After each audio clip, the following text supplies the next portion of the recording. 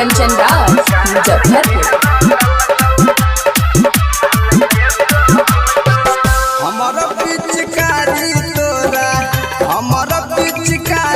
तोरा मन के मोहल कब बता गई हमर माल तोहर कहल के रंग लगौ तब बता गई हमर माल तोहर कहल के टोहल गौ। हमारा पिचकारी तोरा मन के मोहल तब बता गई हमर माल तोहर कहल के रंग लगौ तब बता गई हमर माल तोहर कहल के रंग लगौ।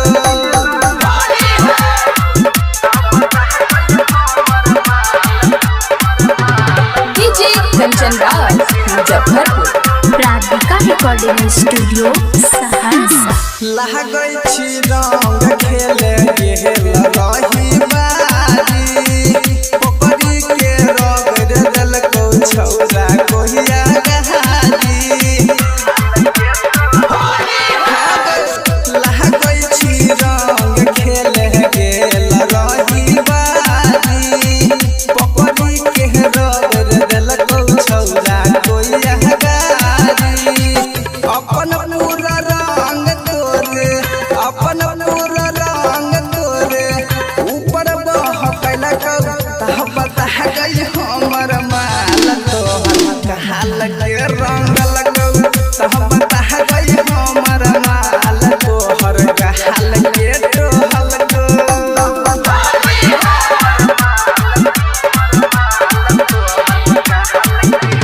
डीजे कंचन राज मुजफ्फरपुर। हमारा से पहले सेटिंग रहो केकरो यार से हाय तोहर रतन जी बकाई चले तो छर से। हे गई हमारा से पहले सेटिंग रहो केकरो यार से हाय तोहर रतन जी बकाई चले तो छर से। सबटा कहानी राइटर सरवन कहलकौ तब बता गई